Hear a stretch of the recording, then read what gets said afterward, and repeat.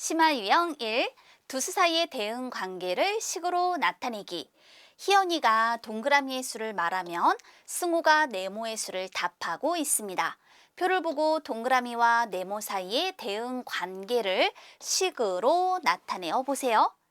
1을 말하면 4라고 답하고 2라고 말하면 7이라고 답해요.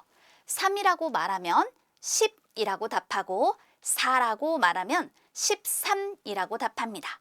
또 5라고 말하면 16이라고 답하고 있네요. 그럼 이 동그라미와 네모 사이에는 어떤 관계가 있을까?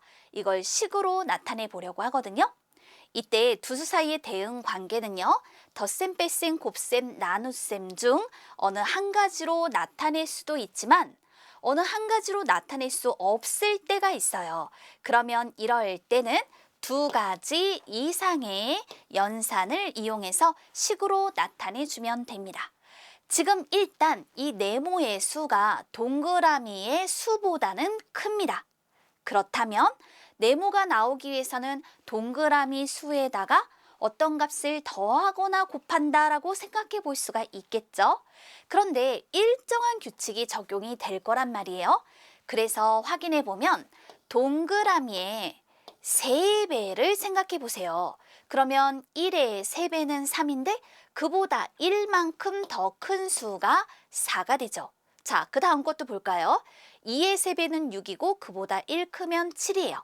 3의 3배가 9이고 그보다 1 크면 10이 되잖아요. 따라서 예를 들어서 동그라미 곱하기 3 더하기 1이 네모와 같습니다 라고 얘기해 볼 수 있어요. 뭐 아니면 이렇게도 할 수 있겠죠. 네모에서 1을 뺀 수를 3으로 나누게 되면 바로 이것이 동그라미가 됩니다 라고도 할 수 있을 거예요.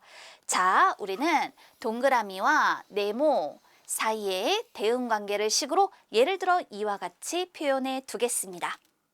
또 세모의 수를 넣으면 하트의 수가 나오는 상자가 있대요. 표를 보고 세모와 하트 사이의 대응 관계를 식으로 표현해 봐요. 1을 넣었더니 3이 나오고 2를 넣었더니 7이 나와요. 3을 넣으면 11이 나오고 4를 넣었을 때 15가 나옵니다. 5를 넣었더니 19가 나오는 거예요. 그러면 이 하트의 수는요, 세모의 수보다 일단 커요. 그러니까 세모의 수에다가 어떤 것을 더한다 또는 곱한다라고 생각해 볼 수가 있겠죠. 그런데 일정한 수를 더했을 때 이 하트의 수가 나오지 않고 일정한 수를 곱하였을 때도 하트의 수가 나오지 않아요. 그러면 두 가지 연산이 활용된다. 즉, 더하기, 곱하기가 활용된다. 두 가지 이상의 연산이 활용될 것이다 라고 생각해 볼 수 있다라는 거죠. 그래서 뭐 이게 꼭 더하기나 곱하기만 사용되는 것은 아니기 때문에 왜? 곱하고 난 다음에 얼마만큼을 빼서 하트가 나올 수도 있는 거잖아요. 그래서 두 가지 이상의 연산이라고 얘기를 할게요. 자, 어떻게 하면 될까? 세모에다가 4배를 했더니 1에다 4배를 하면 4죠. 근데 그보다 1만큼 작은 수가 3이에요. 2의 4배가 8인데 그보다 1만큼 작고요. 그러면 7이 되고요. 3의 4배가 12, 그보다 1만큼 작으면 11이 되는 거잖아요. 따라서 우리는 식으로 이렇게 두 양 사이의 대응 관계를 표현해 볼 수 있겠습니다. 어떻게 표현해 줄 거냐면 세모 곱하기 4, 그런데 거기서 1을 뺐더니 바로 하트가 되더라. 이렇게 말이죠. 아니면 어떻게 할 수도 있을까요? 뭐 또는 하트에다가 1만큼을 더한 다음에 그 값을 4로 나눠보면 세모가 돼요 라고도 표현해 볼 수 있겠네요. 자, 이와 같이 세모와 하트 사이의 대응 관계를 식으로 표현해 봤어요. 또 하나 볼까요? 다음과 같은 방법으로 털실을 잘라 여러 도막으로 나누려고 합니다.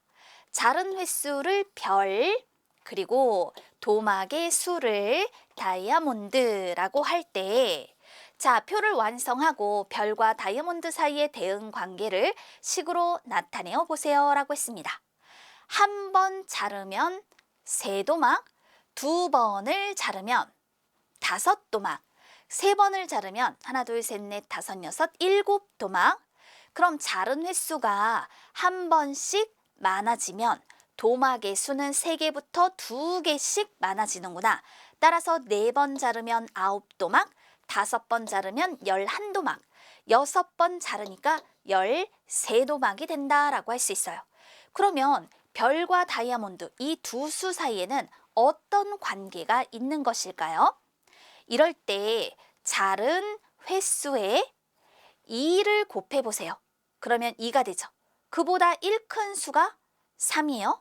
그러면 2에다가 2를 곱해보세요. 그랬더니 2, 2는 4죠. 그보다 1 큰 수가 5가 되네요. 또 3이 6, 그보다 1 큰 수가 7이 되는 거잖아요.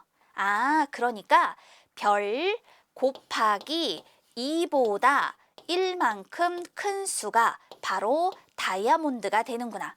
또는 다이아몬드에서 1만큼 뺀 수를 2로 나누면 별이 된다라고도 생각해 볼 수 있겠죠.